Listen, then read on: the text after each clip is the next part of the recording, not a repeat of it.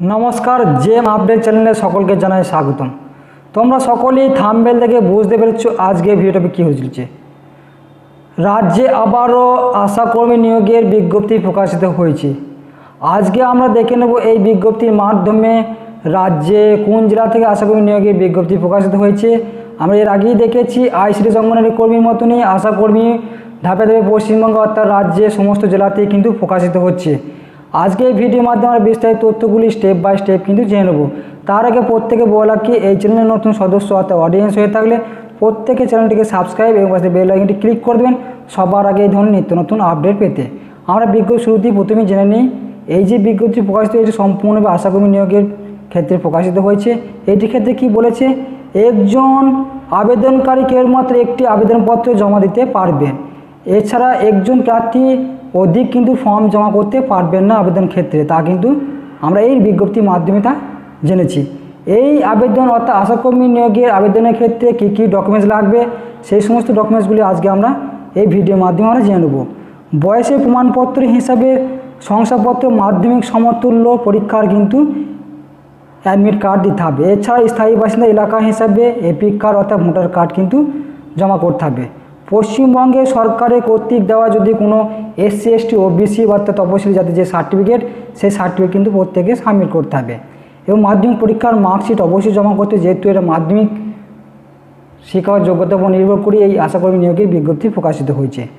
এছাড়া এখানে বিবাহিত প্রার্থী অর্থাৎ বিবাহিত মহিলা এবং বিবাহিত বিচ্ছিন্ন মহিলারা কিন্তু এখানে আবেদন করতে পারবে। যে সমস্ত অর্থাৎ প্রার্থীরা অর্থাৎ মহিলারা আছেন যাদের বিবাহ বিচ্ছিন্ন হয়েছে তাদের কিন্তু শংসাপত্র জমা করতে হবে, তবে কিন্তু এখানে আবেদন করতে পারবেন। এছাড়া প্রত্যেক প্রার্থীদের স্বাক্ষর সহ 2 কপি পাসপোর্ট সাইজের কালারের ছবি অর্থাৎ ফটো কিন্তু প্রত্যেকে এই নোটিফিকেশনের মাধ্যমে কিন্তু আপনাদের ফর্মের সাথে যুক্ত করতে হবে।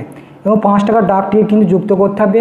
আমরা যখন এই ফর্মটি ফিল আপ করার পর আপনারা পোস্ট অফিসের মাধ্যমে জমা করবেন বা নিজে গিয়ে জমা করে আসবেন, এই ডাক টিকিট কিন্তু জমা করতে হবে। এবং সম্প্রতি ভোটার তালিকায় অংশ, নাম, কর্মীর নাম বা সমস্ত তথ্যগুলি কিন্তু দিতে হবে, তবেই আপনার আবেদনপত্রটি সম্পূর্ণ হবে। সেটা কিন্তু প্রত্যেকে ভালো করে আর একবার দেখে নেবেন। এবং কী কী শর্তাবলী দিয়েছে এক্ষেত্রে সেই সমস্ত শর্তাবলীগুলো হচ্ছে আজকে আমরা দেখে নিচ্ছি এই ভিডিওর মাধ্যমে। এখানে পরিষ্কার রূপে জানা যে কেবলমাত্র এখানে বিবাহ বিচ্ছিন্ন অর্থাৎ বিবাহিত মহিলারা কিন্তু এখানে আবেদন জানাতে পারবেন, অন্যান্য অর্থাৎ মেয়েরা কিন্তু এখানে আবেদন জানাতে পারবে না। সংশ্লিষ্ট এলাকার বাসিন্দা হতে অবশ্যই, তবে কিন্তু এখানে আবেদন জানাতে পারবেন।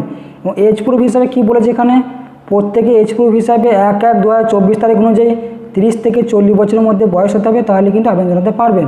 এবং তপশিলি জাতি উপজাতিদের ক্ষেত্রে যে সরকারি নিয়ম অনুযায়ী প্রত্যেকে ছাড় পান, সেই ছাড় কিন্তু প্রত্যেকে পেয়ে যাবেন।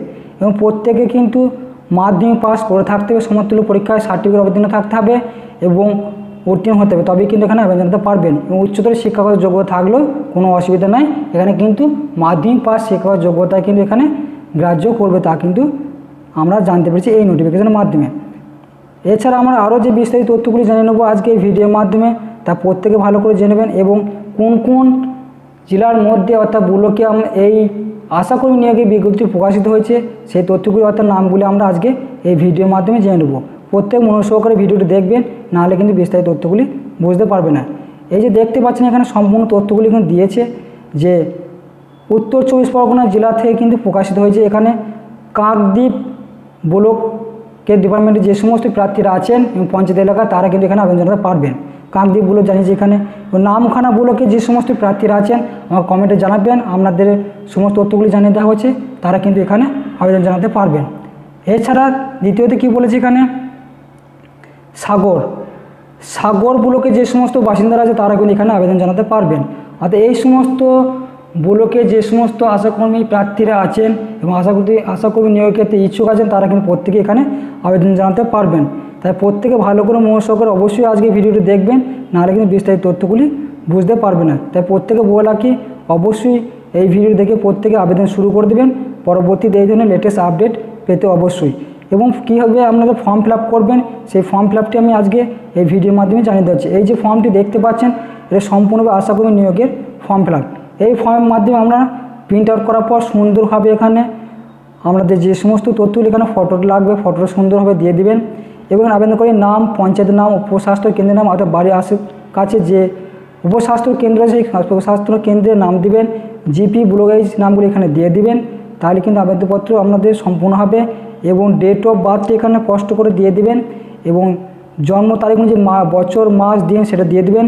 স্বামীর নাম এখানে দিবেন এবং এখানে পিতার নাম অবশ্যই দিবেন প্রত্যেকে ভালো করে, এবং নিজস্ব গ্রামের বসবাসকারী ঠিকানা, গ্রামের নাম, থানা, জেলা, post office, pin, mobile number, Aadhaar card, এবং আপনি বিবাহিত না বিবাহিত, বিচ্ছিন্ন, বিধবা, সমস্ত তথ্যগুলো এখানে দেবেন। সার্টিফিকেট যুক্ত করতে হবে। SC ST অফিস তাহলে অবশ্যই দিবেন, রেশন কার্ড নাম্বার দিবেন, এবং আপনি যে এলাকার বাসিন্দার অর্থাৎ স্থায়ী বাসিন্দার তার ভোটারের কার্ডের জেরক্সটি দিতে হবেন এখানে, এবং কর্মী নাম্বার, অংশ নাম্বার, সমস্ত তথ্যগুলো এখানে দিয়ে দিতে হবে। তারপরে পরবর্তী যে আমরা এখানে দেখতে পাচ্ছি মাধ্যমিক সমতুল্য যে পরীক্ষার সার্টিফিকেটের মার্কস, সেই সমস্ত মার্কসগুলি এখানে দিতে হবে। পরীক্ষার নাম, বোর্ডের নাম, পরীক্ষার কত নম্বর পেয়েছেন, মোট নাম্বার, প্রাপ্ত নাম্বার, শতকরা নাম্বার, সমস্ত তথ্যগুলি এখানে দিয়ে দিতে হবে। যে সমস্ত ডকুমেন্টসগুলি চেয়েছি আমি আগেই জানিয়েছি, সেই সমস্ত ডকুমেন্টসগুলি মাধ্যমিকের সমতুল্য সমস্ত ডকুমেন্টস, আধার কার্ড, ভোটার কার্ড, মার্কশিট, সমস্ত তথ্যগুলি আপনারা প্রিন্ট আউট করে নেওয়ার পর এই ফর্মটির সাথে ফিল আপ করে সমস্ত ডকুমেন্টস কিন্তু যুক্ত করে দেবেন, তাহলে কিন্তু আপনার আবেদনপত্রটি সম্পূর্ণ হয়ে যাবে। এবং পোস্ট অফিসের মাধ্যমে কিন্তু প্রত্যেকে প্রেরণ করতে হবে। সেই পোস্ট অফিসে কীভাবে প্রেরণ করবেন সেই তথ্যটি দিয়ে দিচ্ছি। এই যে ফর্মেটটি দেখতে পাচ্ছেন আপনারা প্রত্যেকে, এই ফর্মেটটি কিন্তু মুখবন্ধ খামের উপরে কিন্তু লিখতে হবে। এখানে অ্যাপ্লিকেশন নাম, অ্যাপ্লিকেন্টের নাম অবশ্যই, বাবার নাম, পিতার নাম বা স্বামীর নাম, village, post office, district, pin number সমস্ত দিবেন। এবং এই যে নামখানা অর্থাৎ কাকদ্বীপে যে ব্লক ডেভেলপমেন্টের ডিস্ট্রিক্টে দিয়েছে যে ব্লকের ঠিকানায়, সেই ঠিকানাটা লিখে দিতে হবে ওই খামের উপর। তারপরে সেখানে স্পিড পোস্ট করে দিয়ে চলে আসবেন, তাহলে কিন্তু আপনার আবেদনপত্র সম্পূর্ণ হয়ে যাবে। আমি যে সমস্ত উত্তর 24 পরগনা জেলার যে সমস্ত ব্লকের নামগুলি আমি জানিয়ে দেওয়া হলো, কাকদ্বীপ, নামখানা, সাগর, এই সমস্ত ব্লকের বাসিন্দারা কিন্তু এখানে আবেদন জানাতে পারবেন। প্রত্যেকে কিন্তু সেটা ভালো করে জেনে নিয়ে তারপরে কিন্তু আরও একবার নোটিফিকেশানটা ডাউনলোড করে প্রিন্ট আউট করে নেবেন, তারপরে কিন্তু আপনারা অ্যাপ্লাইটা করবেন। এবং সবার শেষে গুরুত্বপূর্ণ তথ্যটি জানিয়ে দেওয়া হচ্ছে যে আবেদন জমা দেওয়ার শেষ তারিখ কী বলেছে, আর শেষ এবং শুরু 5/9/2024 তারিখ থেকে আবেদন জমা দেওয়া শুরু হয়েছে এবং শেষ হচ্ছে 4/10/2024 তারিখ, অর্থাৎ অক্টোবর মাসের 4 তারিখে বেলা 11টা থেকে 5টার মধ্যে কিন্তু প্রত্যেকে জমা করে আসতে হবে। কিন্তু রবিবার কিন্তু এখানে জমা করতে পারবেন না, সেটা কিন্তু প্রত্যেকে ভালো করে জেনে নেবেন। এবং এক্ষেত্রে যে সিলেবাস দিয়েছে আপনাদের কত নম্বরের পরীক্ষা এখানে সম্পূর্ণরূপে আপনাদের ইন্টারভিউর মাধ্যমে কিন্তু নিয়োগ করা হবে, সেটা কিন্তু এখানে আমি জানিয়ে দিচ্ছি।